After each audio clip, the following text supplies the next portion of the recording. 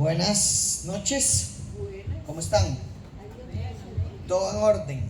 Qué bueno saludarlos, qué bueno verlos, qué gusto estar aquí, un fin de semana más, haciendo iglesia.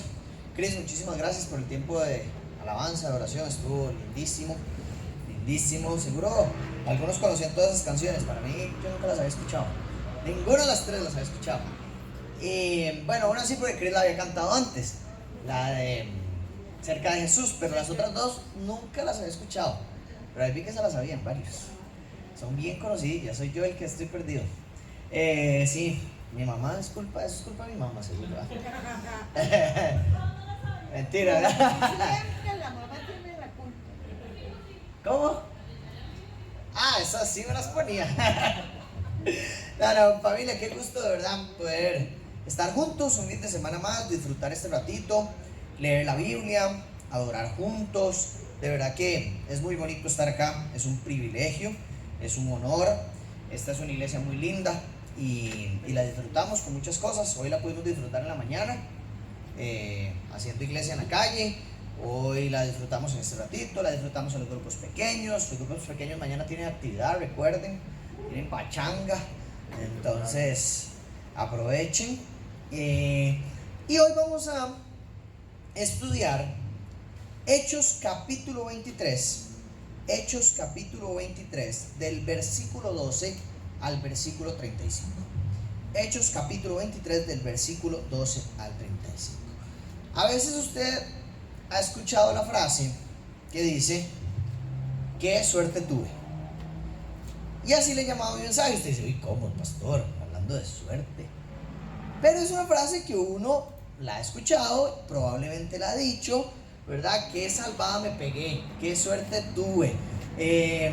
Viera qué guava la persona que me topé, diría uno ahí más en la calle, ¿verdad? Viera qué salvada me pegaron. Qué salvada que llegué a tiempo, o qué salvada que llegué tarde porque me hubiera pasado algo, ¿verdad? A veces uno le pasan esas cosas, o dice: por pura suerte me libré de un accidente, ¿verdad? O qué casualidad que justo esa persona me llamó cuando yo más la necesitaba, o qué salvada que esa persona me escribió cuando yo más lo necesitaba, ¿verdad? Entonces, estas son frases que hemos dicho, son frases que hemos escuchado, son frases que normalmente las personas utilizan o decimos, y que a veces nosotros vivimos tan apurados, con tantas cosas en la cabeza, que pensamos que todos estos eventos importantes son cuestión de suerte, son cuestión del destino, o son simples coincidencias. Y yo creo que a veces hasta como creyentes a nosotros nos pasa. Decimos que creemos en Dios, pero realmente nos cuesta ver su mano en las cosas cotidianas. Pensamos que Dios solo hace milagros grandes. Entonces, las cosillas pequeñitas, las pequeñas circunstancias de la vida, esos detalles pequeños, uno dice: no, son cosas de la vida, pero Dios no intervino en eso, ¿verdad? Creemos que Dios hace que se abra el mar rojo, pero tal vez no que esa persona que iba a cruzar y estaba viendo el celular, de un pronto a otro vivió para adelante y no la atropellaron, ¿verdad? O sea, uno piensa que, ay, qué guau, no la atropellaron, qué salvada se pegó, ¿verdad? Pero la verdad, la realidad de las cosas es que nada, absolutamente nada es casualidad. Y que lo que parece coincidencia, lo que parece una salvada del destino, de la suerte, es la mano de Dios obrando en nuestra historia. Y que no solo se trata de grandes hazañas de Dios, sino también de detalles pequeños en los que Él está interviniendo y cuidando la vida de las personas. Entonces hoy vamos a ver un texto donde vemos esto, donde reflejamos esto. Dice, esto está, el Señor no quiere que predique, ya, no hay casualidades. Entonces dice el texto: cuando se hizo de día, los judíos tramaron una conspiración y se comprometieron bajo juramento, diciendo que no comerían ni beberían hasta que hubieran matado a Pablo. Los que tramaron este plan eran más de 40 hombres, los cuales fueron a los principales sacerdotes, a los ancianos, y dijeron: nos hemos comprometido bajo solemne juramento a no probar nada hasta que hayamos matado a Pablo. Ahora pues, ustedes y el concilio avisen al comandante para que lo haga comparecer ante ustedes, como si quisieran hacer una investigación más minuciosa para resolver su caso. Nosotros, por nuestra parte, estamos listos para matarlo antes de que llegue. Pero el hijo de la hermana de Pablo se enteró de la emboscada y fue y entró al cuartel y dio aviso a Pablo. Pablo, llamando a uno de los centuriones, dijo: lleva a este joven al comandante, porque tiene algo que informarle. Él, tomándolo consigo, lo condujo al comandante y le dijo: Pablo, el preso me llamó y me pidió que te trajera a este joven, pues tiene algo que decirte. El comandante, tomándolo de la mano y llevándolo aparte, le preguntó: ¿qué es lo que tienes que informarme? Y el joven respondió: los judíos se han puesto de acuerdo en pedirle que mañana lleve a Pablo al concilio con el pretexto de hacer una indagación más a fondo sobre él. Pero no les preste atención, porque más de 40 hombres de ellos, que se han comprometido bajo juramento a no comer ni beber hasta que lo hayan matado, esperan emboscados. Ellos ya están listos, esperando promesa de parte suya. Entonces el comandante dejó ir al joven, encomendándole: no digas a nadie que me has informado de estas cosas. Y llamando a 2 de los centuriones, dijo: preparen 200 soldados para las 9 de la noche, con 70 jinetes y 200 lanceros, para que vayan a Cesarea. Debían preparar también cabalgaduras para Pablo y llevarlo a salvo al gobernador Félix. También el comandante escribió una carta en estos términos: Claudio Lisias, al excelentísimo gobernador Félix, salud. Cuando este hombre fue arrestado por los judíos y estaba a punto de ser muerto por ellos, al saber que era romano, fui con las tropas y lo rescaté. Queriendo cerciorarme de la causa por la cual lo acusaban, lo llevé al concilio y hallé que lo acusaban sobre cuestiones de su ley, pero no de ningún cargo que mereciera muerte o prisión. Cuando se me informó de que había un plan en contra del hombre, se lo envié enseguida, instruyendo también a sus acusadores que presenten los cargos contra él delante de usted. Así que los soldados, de acuerdo con las órdenes que tenían, tomaron a Pablo y lo llevaron de noche a Antípatris. Al día siguiente regresaron al cuartel, dejando que los de a caballo siguieran con él, los cuales, después de llegar a Cesarea y de entregar la carta al gobernador, le presentaron también a Pablo. Cuando el gobernador leyó la carta, preguntó de qué provincia era Pablo, y al enterarse de que era de Cilicia, dijo: te huiré cuando estén presentes también tus acusadores, y mandó que lo guardaran en el pretorio de Herodes. Esta es la historia que nos cuenta hoy, o esta parte de la historia que nos cuenta hoy Lucas, y vamos a profundizar en los versículos que vemos acá. Pero antes voy a orar. Señor, te damos gracias por este rato, por este tiempo con tu palabra. Te pido que hables a través de mí, Señor, que tu Espíritu Santo guíe este tiempo y que nos guíe a todos, Señor, para que podamos escuchar tu verdad, que podamos escuchar cuál es tu historia en medio de este relato, qué es lo que estás haciendo en medio de esto, Señor, y que podamos aprender de ello para nuestras vidas, Señor, aplicarlo en nuestras vidas, que nuestra fe crezca, Señor, y que nuestra confianza también se desarrolle más, Señor, confiando siempre en vos, en tu obra, en tu gracia, en tu cuidado, Señor, en medio de las cosas que vivimos. Te pido, Señor Jesús, que seas glorificado y exaltado por medio de esta predicación, en el nombre de Jesús. Amén. El texto empieza contándonos que Pablo, empieza con una frase que dice: cuando se hizo de día. Antes de esto, la noche anterior, Dios había hablado con Pablo. Dios se le había aparecido a Pablo y le dijo: tranquilo, ten ánimo, le había dicho. Ten ánimo, que así como has testificado de mí en Jerusalén, así también testificarás en Roma. Entonces el Señor le había hecho una promesa a Pablo, que lo iba a llevar a testificar a Roma, y esto de testificar en Roma era el sueño más grande que tenía Pablo en este momento. Y aquí dice que al día siguiente, nos cuenta lo que está pasando al día siguiente. Pablo aquí, estamos más o menos en el año 58 después de Cristo. Pablo tiene unos 50 años, 52 años, por ahí anda la edad de Pablo en este momento. O sea, es una persona de 52 años, golpeada, casi lo mataron hace unos días, que está en el cuartel del comandante romano en Jerusalén y que ahora está esperando qué se va a hacer con él.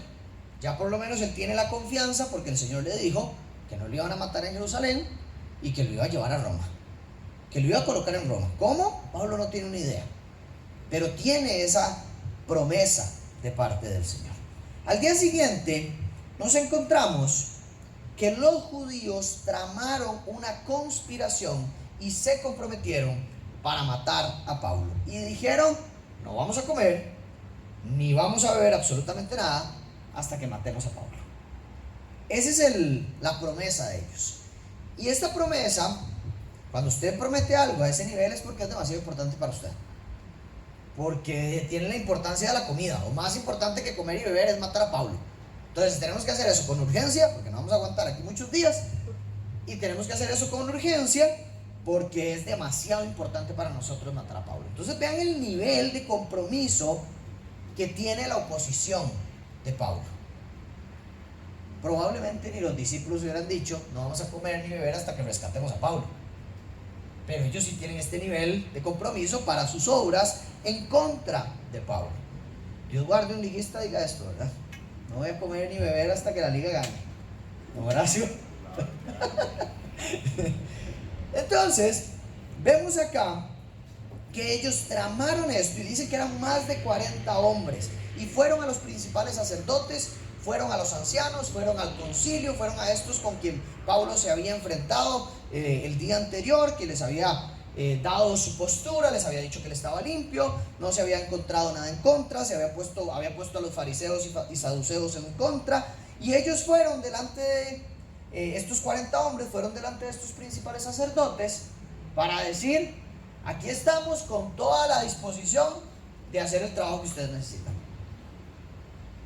Nosotros estamos dispuestos a ni siquiera comer ni beber nada hasta que eso pase. ¿Quién sabe qué era lo que después le iban a cobrar a los sacerdotes? Porque eso era así. Pero entonces vemos que se acercan al concilio y en medio de este juramento que hacen, se inventan que llamen al comandante, que le avisen al comandante que había sacado a Pablo de ahí, que lo traiga de nuevo, y en el camino ellos iban a matar a Pablo. En el camino, mientras Pablo llegaba al concilio, ellos iban a toparse con el comandante, con algunos de los que traían, algunos de los romanos, soldados romanos que traían a Pablo, y obviamente no esperaban esto, iban a ser más los hombres que tenían el plan de matar a Pablo, y la idea era matarlo.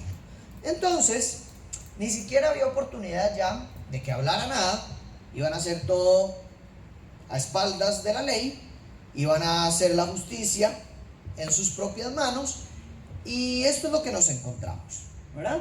Entonces vamos viendo desde hace rato la maldad que hay en el corazón de estos judíos y la intención que tienen estos judíos de matar a Pablo, algo que se le había anunciado a Pablo desde hace muchísimo tiempo, desde hace varios años se le había anunciado a Pablo, Dios se lo había anunciado a Pablo por medio de profetas y también por medio de visiones, y aquí nos damos cuenta cómo está el asunto. Entonces tenemos hombres que van a matar a Pablo o que quieren matar a Pablo, que están en contra de los propósitos de Dios, pero también tenemos a Pablo que tiene una promesa, y esa promesa es de Dios diciéndole que tenga ánimo porque el Señor lo va a sacar de ahí, porque el Señor lo va a sacar a Roma.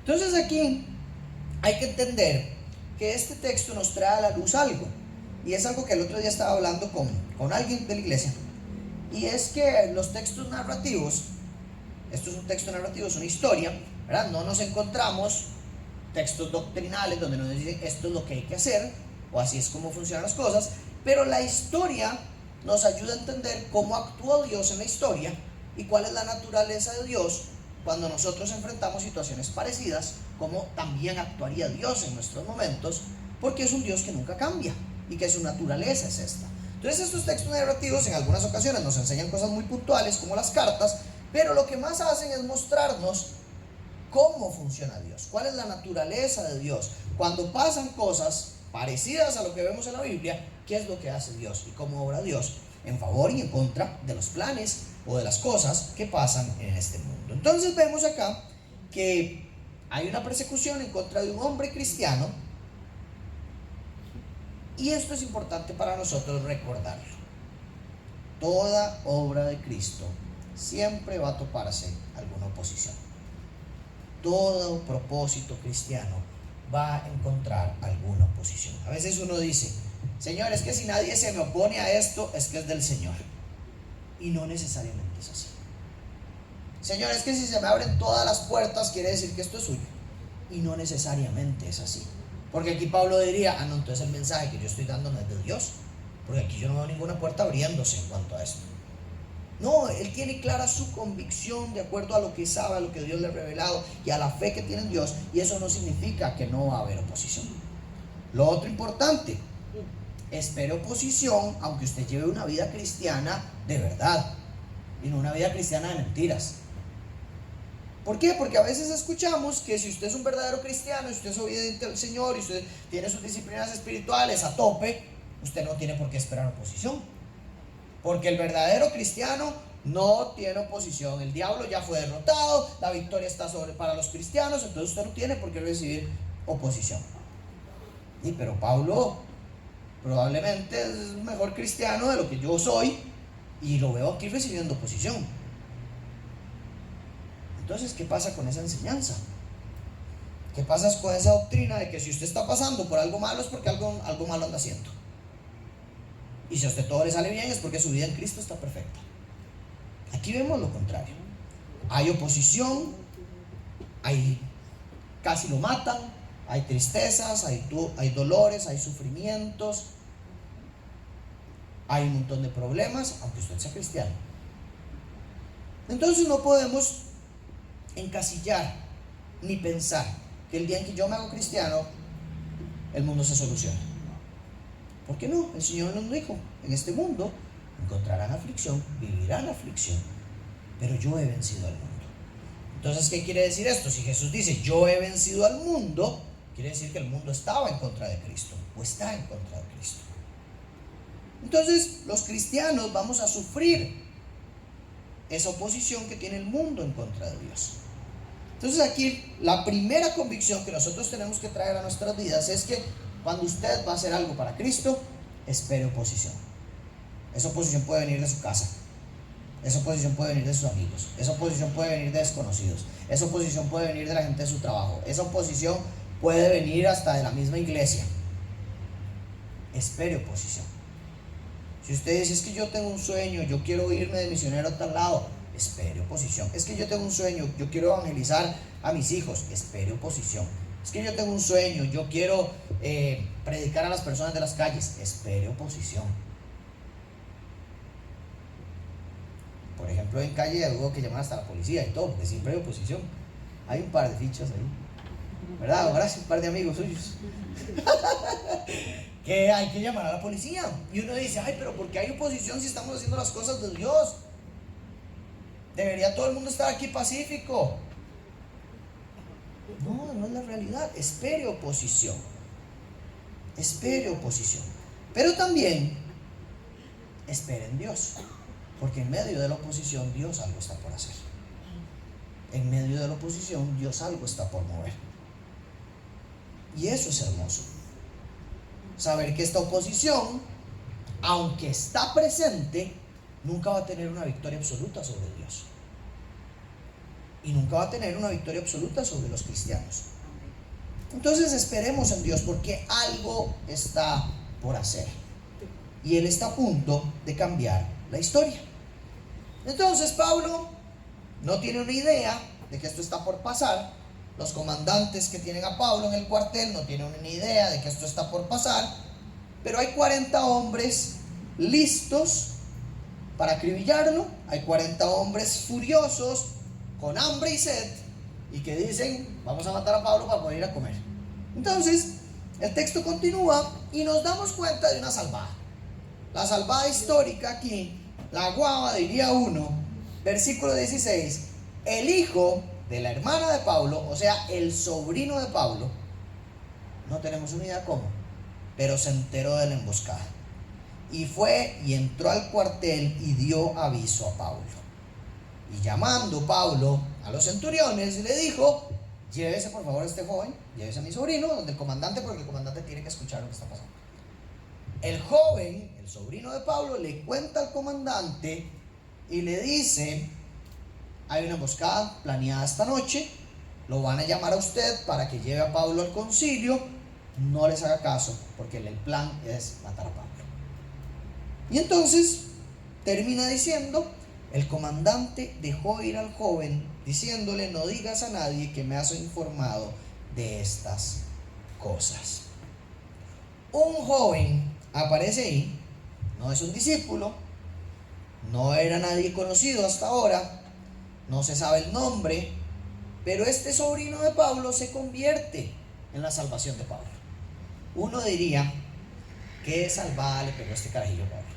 Por metiche, por vino, le está salvando la vida a Pablo, ¿verdad? Uno diría que qué casualidad que el sobrino estuviera justo en el momento donde iba a escuchar. Qué salvada que esto pasara. Y aquí uno pensaría que estas son cosas triviales, que son cosas naturales, que son cosas X, pero la realidad es que no. La realidad es que la historia la lleva Dios, la guía Dios, la mueve Dios. Dios lleva la historia de todo y lleva la historia de todos. Dios hace las cosas sobrenaturales en todos y en todo. Y esto para nosotros a veces parece muy normal o muy natural, pero la realidad es que no hay casualidades, no hay suerte, sino que hay un Dios soberano que está moviendo absolutamente todo. Imagínense un tablero de ajedrez. Imagínense, no sé, un tablero enorme aquí, en donde hay fichas por todo lado, un tablero enorme que sea este universo, y hay fichas por todo lado, fichas que se caen, fichas que se levantan, fichas que se rompen, que se mueven hacia adelante, que se mueven hacia atrás, que se mueven con ciertos movimientos, y uno está viendo todo desde esta perspectiva, y uno dice: ¿qué es este desorden? ¿Qué es esto? Para adelante, para atrás, se caen unas, se quiebran otras. Pero por encima de todo esto hay un Dios que está llevando la historia. Hay un Dios que está guiando las cosas. Hay un Dios que ve todo, que mueve todo, y que incluso cuando parece que usted en medio de ese tablero está perdiendo, y que Pablo parece que está perdiéndolo absolutamente todo, Dios tiene todo resuelto, todo planificado, y no hay quien se oponga ni gane ante Dios. A veces nosotros no entendemos por qué las cosas pasan. Y decimos: ¿por qué me pasa esto a mí? ¿Por qué me pasan estas cosas? A veces no entendemos por qué hay ciertas personas que aparecen en nuestra vida. A veces no entendemos por qué hay ciertas personas que salen de nuestra vida. A veces no entendemos por qué nos enfrentamos a distintas amenazas, a distintos problemas, a distintas traiciones, a distintos dolores, a distintos retrasos en el camino que nosotros vamos llevando, a distintos propósitos o caminos cerrados, puertas cerradas. O sea, nos enfrentamos a muchas cosas que a veces uno dice: no entiendo por qué, no entiendo por qué. Pero aún así Dios está moviendo las piezas. Aún así el creador de este gran tablero de ajedrez es el que maneja y conduce. Y no hay nada, no hay una sola amenaza, no hay una sola conspiración, no hay una sola emboscada, no hay una sola mala intención que frustre los planes de Dios. Y en eso sostenemos nuestra esperanza, en que sabemos por la naturaleza de Dios, por la soberanía de Dios, que Dios tiene el poder y Él interviene en el momento justo, y a veces es de forma inesperada, a veces de forma esperada. Y a eso es a lo que nos aferramos, a lo que llamamos la providencia de Dios. La providencia de Dios. Y esa providencia es ese cuidado activo, ese cuidado constante, ese cuidado, sí, activo y constante que tiene Dios todo el tiempo sobre la creación. Esta providencia es la forma en la que Dios gobierna, es la forma en la que Dios cuida, es la forma en la que Dios guía, es la forma en la que Dios sostiene absolutamente todas las cosas que hay alrededor de nosotros y que hay en nosotros, incluso las más pequeñitas. Dios está en una intervención continua de estas cosas. Hay una posición en la que las personas creen que hay un ser superior, pero que ese ser superior no tiene ninguna intervención con su creación y que lo creó todo, pero está sentado desde afuera viendo cómo las cosas pasan, pero que no interviene con eso. Nosotros lo que vemos en la Biblia y en lo que creemos es que nada ocurre por accidente, que el Señor no está sentado en un trono viendo las cosas como pasan, sino que Él está interviniendo con su creación para el cumplimiento de sus propósitos y para la bendición de su creación. Él está cuidando su creación. Él no solamente creó el mundo y está viéndolo, sino que lo mantiene, lo dirige y actúa cada segundo de este universo de acuerdo a sus propósitos. Y aunque nosotros no lo veamos, Él siempre está obrando, Él siempre está haciendo, Él siempre está trabajando. Entonces vemos en este texto la providencia de Dios a través de un familiar de Pablo. La providencia de Dios usando a cualquier persona, incluso a alguien que parece que nadie sabe quién es, con el fin de que se cumplan sus planes, con el fin de que se cumplan los propósitos de Dios. Entonces, el segundo punto que quiero hablar acá, el primero era, la primera lección, aplicación es, espere oposición, pero espere en Dios. Y lo segundo es, confíe en la providencia de Dios. Confíe en la providencia de Dios. Él tiene cuidado activo y constante de todas las cosas. Y cuando nuestra vida está alineada a los propósitos de Dios, podemos confiar plenamente en la providencia del Señor. Después de que aparece este maravilloso milagro provisto por el Señor para que los planes fueran truncados, dice el versículo 23 al versículo 35 que el comandante llamó a 2 de los centuriones y les dijo: preparen 200 soldados para las 9 de la noche, 70 jinetes y 200 lanceros para que vayan a Cesarea. Debían preparar también cabalgaduras para Pablo y llevarlo a salvo al gobernador Félix. Y además lo manda con una carta. Entonces nos damos aquí, o vemos acá, una vez más, Dios guiando la historia y Dios proveyendo las cosas de acuerdo a su voluntad y no a la de los hombres. Y esto me llama mucho la atención, porque este es un comandante romano, no es un comandante cristiano, es un comandante romano que sin ser creyente, sin ser discípulo de Jesús, sin ser discípulo de Pablo, dice: van a matar a Pablo, yo tengo que ver qué hago. Con urgencia y con la mejor de sus estrategias dice: tengo que sacar a Pablo de aquí. Y ojo, Pablo, un simple discípulo de Jesús, es trasladado de Jerusalén a Cesarea con una escolta de 470 hombres. 470 hombres cuidando la vida de Pablo. Yo no sé si a usted le ha pasado, pero a veces yo vivo en San Pedro y el presidente de este país vive en Curry. Entonces pasa muchas veces por San Pedro ahí, y eso es ahí en Curry. Y no pasa el carrito solo, ¿verdad? Uno sabe que es el presidente porque pasan 4 patrullas, 10 motos, y va ahí quitando a todo el mundo y dice: ahí va el presidente. Así iba Pablo. Pablo iba viajando escoltado por el ejército romano, 470 soldados con lanzas, con caballos, llevando a un simple cristiano que los judíos quieren matar de una ciudad a otra. La soberanía de Dios no tiene límites, y la soberanía de Dios puede utilizar a quien Él desee para que sus planes se cumplan. Y yo creo que historias como estas hay millones en las que podemos ver a Dios haciendo cosas que uno dice, ¿cómo es posible que una persona no creyente esté ayudando a otro?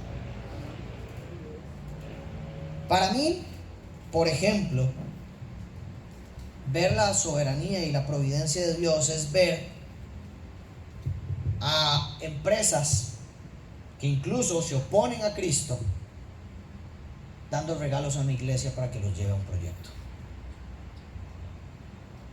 Voluntarios de un banco que cuando aquí es todo el tema del orgullo LGBTI, están en todas las marchas, pero que dicen vamos a mandar los voluntarios que ustedes necesiten para los eventos de Soy Calle. Esa es la providencia de Dios. Esa es la soberanía de Dios. Pablo está viajando a Cesarea como si fuera un emperador romano. Y esto es simplemente porque Dios quiere que así sea. Porque Dios necesita que así sea. Y esto es muy bonito ver cómo aún los que no conocen a Dios pueden ser usados por Dios para proteger a sus siervos. La soberanía de Dios no tiene límites. Me llama la atención en medio de texto, así como algo bien anecdótico, que el comandante se deja en lo más alto, ¿verdad? Él dice, cuando este hombre fue arrestado por los judíos y estaba a punto de ser muerto por ellos, al saber que era romano, yo fui con las tropas y lo rescaté. Claro, pero antes lo iba a azotar, antes lo tenía en cadenas, eso no lo cuenta, porque sabe que era una metida de patas lo que él había hecho. Entonces aquí él manda esta cartita, dejando en lo más alto su nombre, dejando en lo más alto su labor, y él es el que rescató a Pablo de los judíos, y ahora lo está mandando donde Félix para que resuelva ese asunto. Félix, que se le salió de las manos a él, necesita ayuda de alguien más grande, más importante, que pueda resolver esto, el gobernador Félix, y manda esa cartita como si él fuera el héroe de la historia, ¿verdad? Entonces vemos acá eso como algo anecdótico interesante, que siempre pasa, pero la realidad es que Dios está rescatando a Pablo. Dios está llevando la historia por donde Él quiere. Dios está llevando a Pablo como Él quiere, como un emperador en medio de judíos y romanos, para llevar a Pablo finalmente a donde le prometió, a Roma. Termino con esto. Pablito, para muchos nuestro héroe humano de la fe, no fue rescatado aquí, ni por suerte, ni por su astucia, ni de guava, ni de chiripa. No. Pablito fue protegido por el plan soberano de Dios. Aunque sus enemigos juraron y expusieron su propia vida para destruirlo, no pudieron tocarlo, porque Dios tenía un propósito mayor para él. Y es importante para nosotros esto, familia. Dios mueve piezas que nosotros no vemos. Dios usa personas que nosotros jamás nos imaginaríamos. Dios planifica eventos que a veces en el momento nosotros no los entendemos. Y a veces son dolorosos, a veces son alegres. Pero todo este movimiento de Dios tiene un propósito mayor. Y hoy, en la historia de hoy, en los pasajes de hoy, lo que vemos es que Pablo no es salvado por una simple casualidad de que un joven escuchara una conspiración o una emboscada, sino que Dios estaba moviendo la historia. Y así como lo hizo con Pablo, también lo hace con nosotros.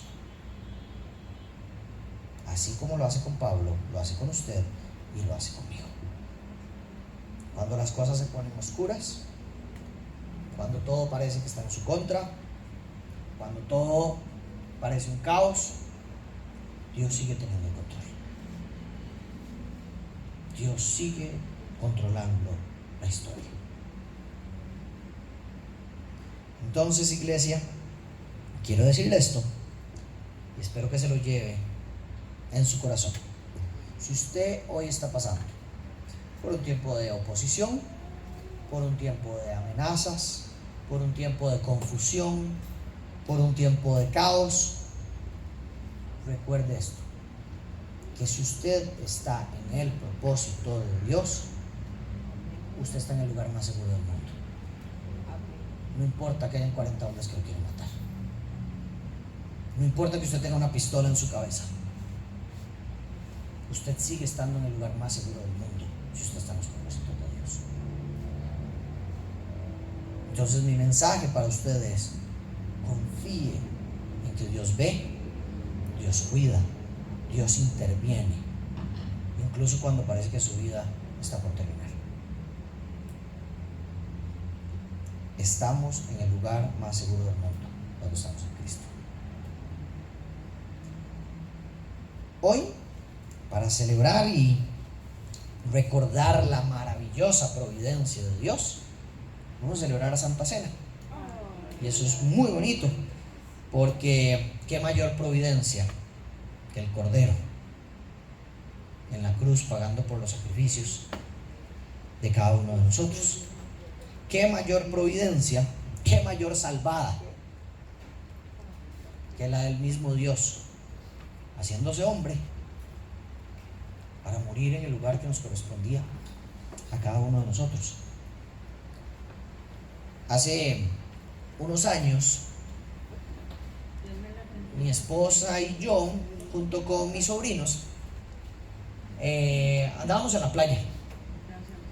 Fuimos a la playa y con Sofi también. Nunca habíamos llevado a Sebas y a Mariana a la playa con nosotros. Fuimos a la playa, la pasamos súper bien. Cuando regresamos de la playa, nos estallamos, se nos estalló una llanta del carro y todo bien, uno se estalla una llanta del carro, es normal, que es lo que uno hace normalmente, cambia la llanta del carro. Todo bien, nos acomodamos, nos parqueamos, voy a cambiar la llanta del carro y el repuesto estaba estallado. Y yo, qué lindo, allá en Larguísimo, con el carro estallado, el repuesto estallado. Acabamos de pagar un viaje a la playa para nuestros sobrinos, de ahí a pagar grúa. Y ahí, como uno dice, salió más caro el caldo que los huevos, ¿verdad? Y en medio de eso, para un camión a ver si podía ayudarnos, no hubo nada que hacer. Y ya cuando estábamos a punto de llamar a una grúa, apareció un carro con 3 señores extranjeros, en un carrito normal, y nos dicen: agarren una llanta de nosotros, agarren el repuesto, se lo ponen y ya, nosotros vamos detrás de ustedes hasta San José. En San José encontramos una llantera, arreglamos las 2 llantas y ustedes nos devuelven el repuesto. Y yo, es mentira, ¿verdad? Y me dice: no, es verdad, hagamos eso. Y así fue. Llegamos a San José, cambiamos la llanta y se fueron.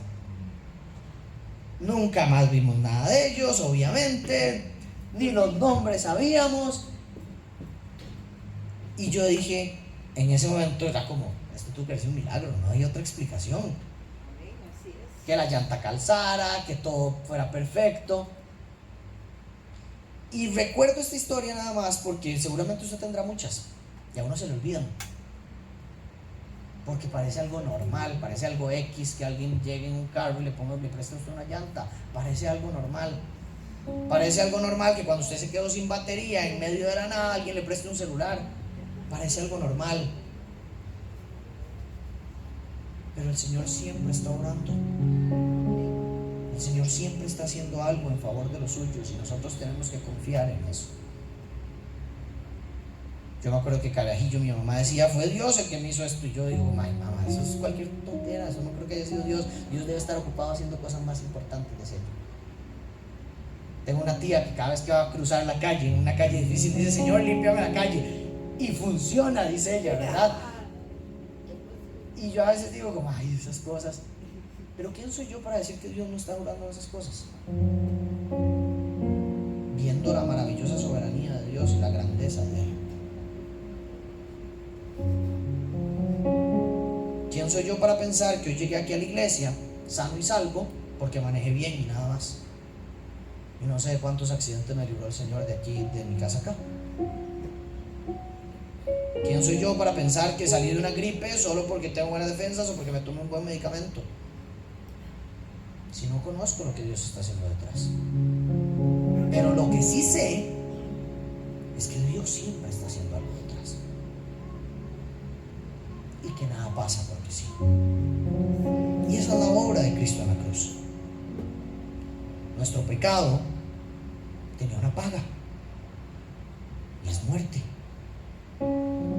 Y los pecados se limpiaban, de acuerdo al plan de Dios, por medio de un sacrificio. Sacrificio de un animal limpio, sin mancha, puro, que fuera entregado a un sacerdote para la expiación, para la limpieza de los pecados. Y había derramamiento de sangre de este animal para que los pecados fueran limpiados, y era una representación del perdón de Dios.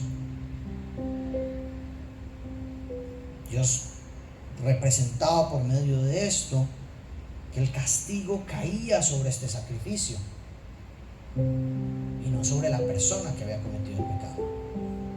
Dios estaba diciendo: hay un sustituto para tu pecado, y es un animal, pero hay alguien que igual pagó por su pecado. La paga del pecado es muerte, y eso no se quita. Solo que la muerte no la pagó una persona, la pagaron esos animales. Hasta que llegó Cristo, y la paga del pecado cayó totalmente en Jesucristo. Y era el Cordero sin mancha, sin pecado, que cargó con todos los pecados de la humanidad.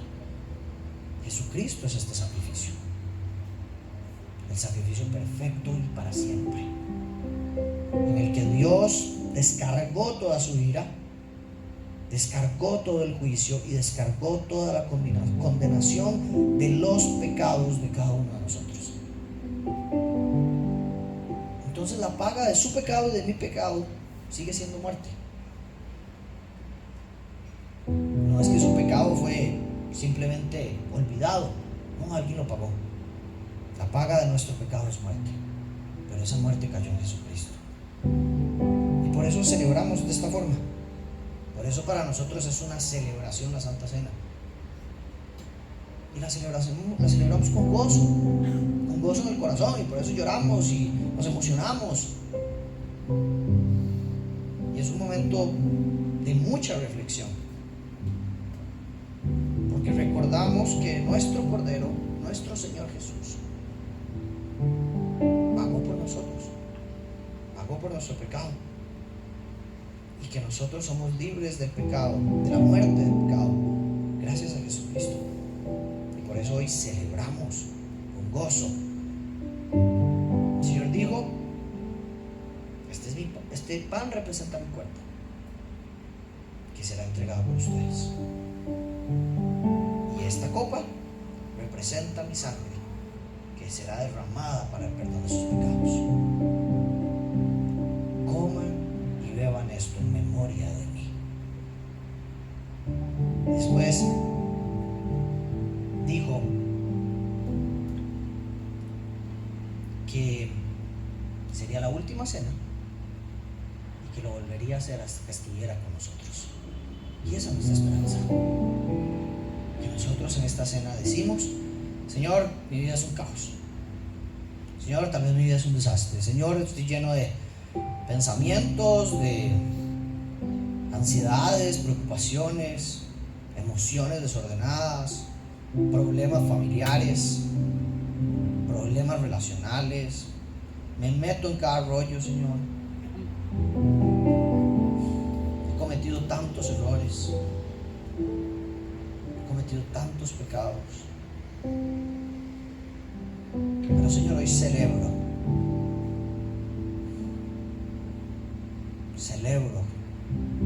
que aunque fue doloroso para ti, es de alegría para mí y de gozo para mí que pagaste por mi pecado.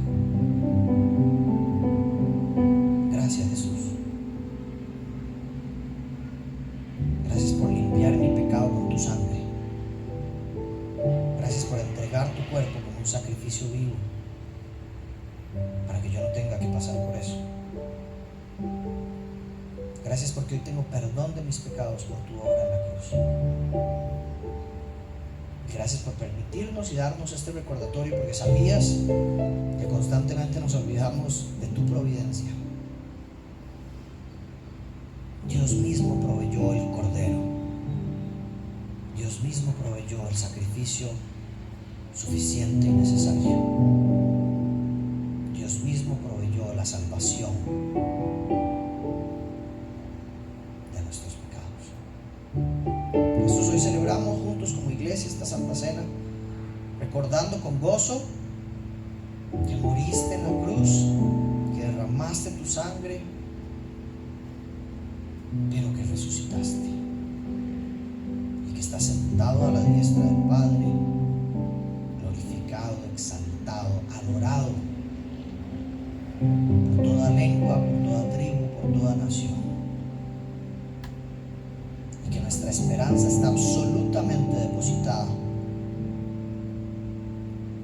en tu obra, y que sabemos que tenemos la recompensa de que un día tendremos esta Santa Cena en la misma mesa, juntos, con hermanos de todo lugar, con discípulos de todo lugar, con el mismo Pablo, y sobre todo contigo, Jesús, sabiendo que hemos corrido la buena carrera, que valió la pena confiar en ti, Señor. Hoy celebramos tu obra, Jesús. Bendigo a tu iglesia, Señor. Bendigo a tu iglesia acá y en cualquier parte del mundo, Señor. A todos los cristianos que hoy están celebrando la Santa Cena, Señor. A todos los cristianos que mañana celebrarán la Santa Cena, Señor. Que recuerden cuán indignos somos de tu salvación, pero cuán maravillosa es tu gracia y tu misericordia para nosotros. Tomamos este pan y este juguito, Señor, recordando que pagaste por nuestros pecados y que en tu sangre hay perdón de ellos.